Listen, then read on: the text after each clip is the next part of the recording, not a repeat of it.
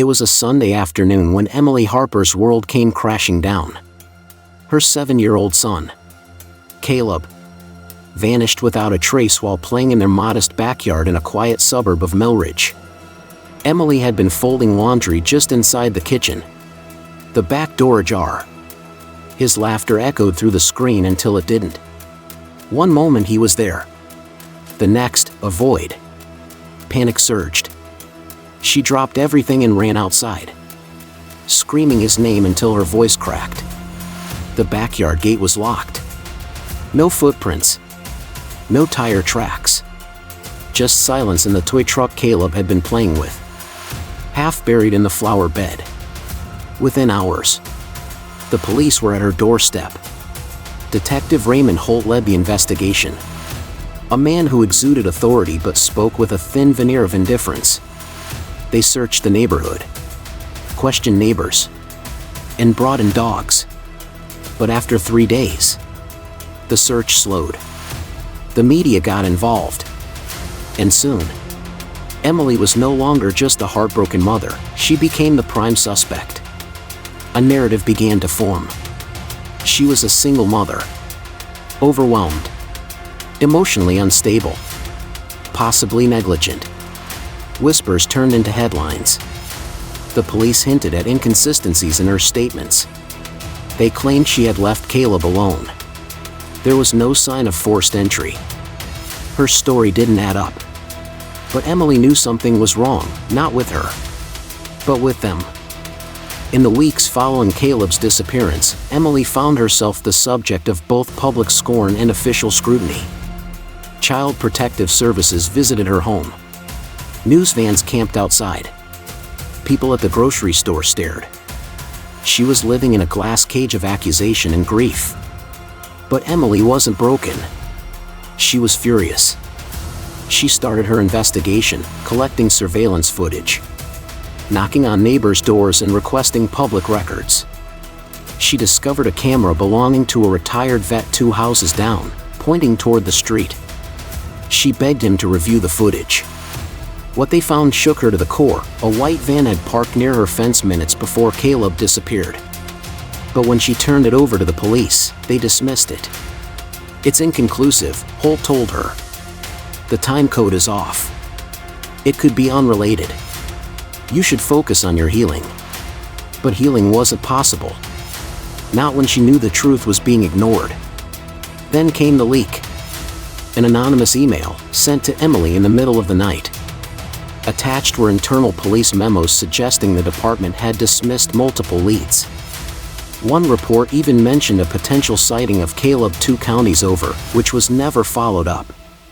Emily's hands shook as she scrolled through the files. There it was in black and white. Her son's disappearance had been mishandled, possibly even deliberately buried. Why? By the way, if you're into strange and unbelievable true stories like this one, make sure to subscribe. We drop a new story every single day, and trust me, they only get wilder from here. Now, back to it. Fueled by rage and resolve, Emily went public. She contacted an investigative journalist, Rachel Monroe, who had built a reputation exposing police corruption. At first, Rachel was skeptical, another grieving mother clinging to hope. But once she read the leaked documents, her tone changed. They started piecing together a timeline, uncovering patterns. Emily discovered that other missing children's cases had also been quietly closed or misclassified in nearby counties. Most disturbing, they noticed a common link. Each case had originally been under the jurisdiction of Detective Holt. Emily's obsession with the case transformed into a mission. She built a website documenting every discovery, every ignored tip, every suspicious action by the police. She held press conferences, organized community rallies. The media that once vilified her began to take an interest again, sensing something deeper. Then, a whistleblower came forward, a former police clerk named Angela who had been fired for insubordination. She revealed that Holt had a personal connection with a private security contractor who had recently been exposed for involvement in an underground adoption ring. Angela believed Caleb had been taken and sold, It was too horrific to believe. But for Emily, it explained everything. The pressure mounted. Rachel published a damning article linking Holt to the contractor and highlighting the ignored leads in Caleb's case. Public outrage followed. The mayor was forced to act, and Holt was suspended pending investigation. But Emily didn't wait. With Rachel and Angela, she tracked down the lead from 2 counties away, a gas station clerk who had seen a boy matching Caleb's description. This time, Emily got the footage herself. The boy had a scar on his right cheek, just like Caleb. He looked scared. He was with a man in a security uniform. They traced the license plate to a private compound owned by the contractor's shell company. Emily begged the FBI to intervene. It took days. But finally, federal agents raided the location. Inside, they found evidence of multiple children being held and transferred. And among them, after 423 days, was Caleb. He was malnourished, confused, traumatized, but alive. Emily collapsed when she saw him, clutching him like she'd never let go again. For a moment, time stopped. The crowd around them blurred. Only her son's heartbeat mattered. The aftermath was explosive. Detective Holt was arrested on charges of obstruction, evidence tampering, and conspiracy. The contractor was exposed as part of a child trafficking ring with ties to law enforcement across 3 states. Multiple officers were indicted.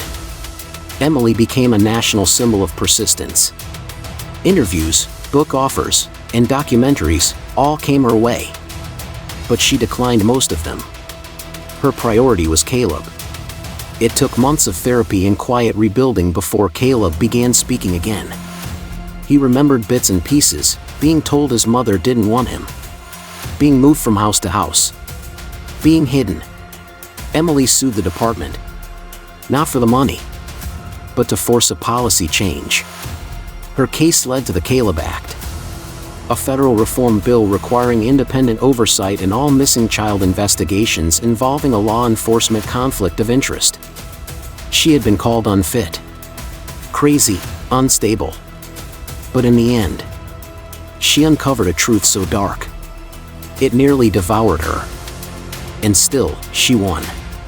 The silence beneath the badge had been broken, and one mother's scream, long ignored, had finally shattered the system. But something about this story doesn't feel finished. What do you think happened? Leave your theory in the comments. And if this story gave you chills, wait until tomorrow. Because every single day, we uncover real stories darker than fiction. Hit subscribe and turn on notifications for more.